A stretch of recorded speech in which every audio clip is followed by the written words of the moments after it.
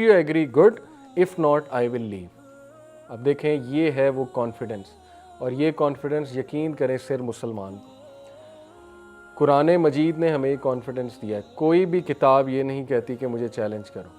قرآن مجید نے 4 بار کہا کہ اگر تم سمجھتے ہو یہ کسی اور سے ہے تو پھر غلطی نکالو، اگر تم سمجھتے ہو یہ محمد صلی اللہ علیہ وسلم نے خود گڑھ لی ہے تو پھر اس طرح کی چند آیات بنا کر لے آؤ۔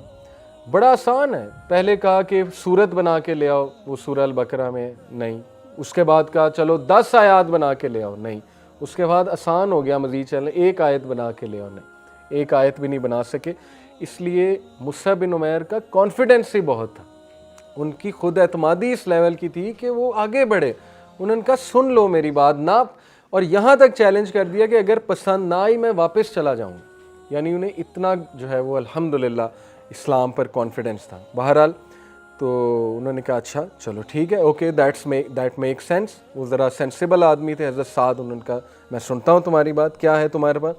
اور یہاں پہ مصعب نے بہت خوبصورت ریسیٹیشن قرآن مجید کی تلاوت فرمائی، اور حضرت سعد بن معاذ آپ کو پتہ ہے کہ قرآن کے اثرات روح پر، اور وہ بھی عربک تو انہیں ان لوگوں کو آتی تھی، تو جب حضرت سعد رضی اللہ عنہ نے قرآن مجید سنا تو امیجیٹلی انہوں نے کہا کہ اب مجھے بتا ہاؤ ڈو آئی کنورٹ، یعنی انسٹنٹ ریئیکشن ان کا یہ تھا کہ I want to convert just like acid. Where do I sign, یعنی انہوں نے کہا کہ کیا کرنا ہوگا، مجھے سائن اپ کرنا ہوگا دین کے لیے، وٹ ٹو ڈو۔ تو پھر ظاہر ہے کہ حضرت سعد کو بھی انہوں نے یہی کہا کہ غسل کریں اور 2 نفل پڑھیں اور شہادہ دلوائی۔ تو دونوں کی کنورژن کے جو آپ کہہ لیں ذمہ دار ہیں وہ مصعب بن عمیر، اور مصعب بن عمیر کو کتنا صدقہ جاریہ ان کا ہوگا وہ آپ سوچ بھی نہیں سکتے۔ یعنی حضرت اسید لیوڈ اے لانگ لائف، اور پھر یہ سعد بن معاذ کے کیسے کیسے اعمال ہیں۔ سعد بن معاذ نے اپنی آدھی چیزیں جو ہیں وہ مہاجرین کو دے دی تھیں۔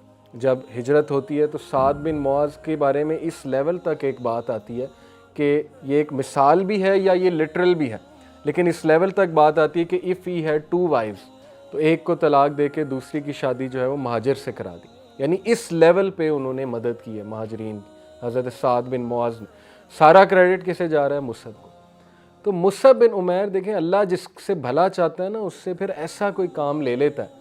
جیسے ایک بڑی ہی خوبصورت سٹوری آگے آئے گی، ام سلمہ کا پتہ آپ کو؟ ام سلمہ رسول اللہ صلی اللہ علیہ وسلم کی زوجہ ہے۔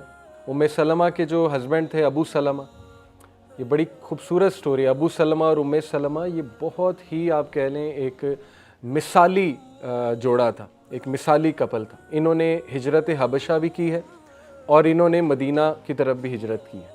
تو ان کے بارے میں آتا ہے کہ عثمان بن طلحہ جو ہیں ایک صحابی جنہوں نے بالکل اینڈ میں اسلام قبول کیا فتح مکہ کے موقع پہ، ایک بار ایسا ہوا کہ ابو سلمہ اور ام سلمہ یہ جب ہجرت کر رہے تھے، مدینہ کی طرف جا رہے تھے، تو قریش جو ہے وہ راستے میں کھڑے ہو گئے۔ انہوں نے کہا کہاں جا رہے ہو؟ ابو سلمہ ایک فری مین تھے، انہوں نے کہا میں فری ہوں، میں تو مکہ سے ہوں بھی نہیں، میں تو تمہارے درمیان رہنے آیا تھا، مجھے کچھ فائدہ ہوا لیکن اب میری مرضی، اب میں جا رہا ہوں، رسول اللہ صلی اللہ علیہ وسلم کے پاس جا رہا ہوں۔ انہوں نے کہا ٹھیک ہے تم جا سکتے ہو، لیکن یہ جو تمہارا بیٹا ہے اور 2-3 سال کا بیٹا تھا، اور یہ جو تمہاری وائف ہے ام سلمہ، یہ ہمارے پاس رہے گی، دے بلانگ ٹو اس، یہ قریشی ہیں، تم جاؤ، تم سے ہمیں کوئی سروکار نہیں ہے۔ تو کین یو بلیو اٹ کہ انہوں نے ہسبینڈ وائف کو علیحدہ کر دیا، اتنا پریشر ڈالا کہ ابو سلمہ اکیلے ہجرت کر کے وہاں پہنچ گئے اور بہت روئے ظاہر ہے۔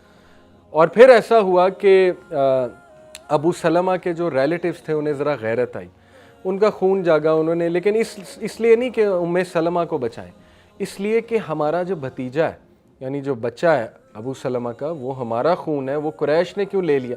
ان کے قبیلے والے وہاں پہنچ گئے، قریش سے جا کے اچھی خاصی بحث کی، لڑائی کی کہ بھئی یہ کیا مذاق ہے۔ اس لیول پہ لڑائی ہوگی، اس لیول پہ ٹگ آف وار ہوا کہ ایک طرف سے بچے کو قریش کھینچ رہا ہے، ایک طرف سے ان کے قبیلے والے کھینچ رہے، اور بچے کا ہاتھ ڈسلوکیٹ ہو گیا۔ یہاں تک پھر وہ اس کی والدہ جو تھیں ام سلمہ، ظاہر ہے وہ ان کی ممتا جاگی، انہوں نے چیخ کر کہا، انہوں نے کہا دے دو انہیں بچہ۔ مطلب یہ کیا چاہتے ہیں؟ یہ بچے میرے بچے کو مار دیں گے؟ آپ سوچیں کہ اس کپل کی کتنی قربانیاں، یعنی ہسبینڈ وائف علیحدہ ہو گئے اور وہ وائف سے بچہ لے لیا، بیٹا لے لیا، اور وہ قبیلے والے لے گئے۔ اس کے بعد ام سلمہ 60 دن روتی رہیں، یعنی خود کہتی ہیں کہ میں 60 ڈیز مکہ کی ایک وادی میں جا کے روتی تھی۔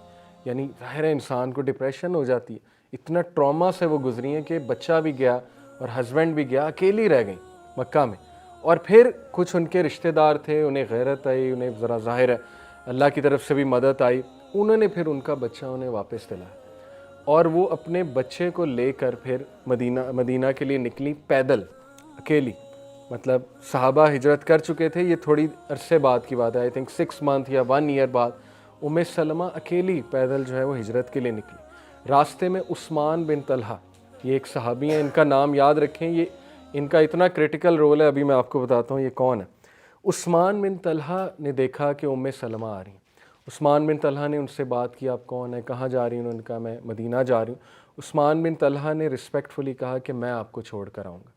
یعنی دیکھیں ایک نیکی اس شخص نے کی, عثمان بن طلحہ نے. اور سلمہ کہتی ہیں کہ عثمان سے زیادہ حیا والا میں نے آج تک نہیں دیکھا, یعنی تعریف کی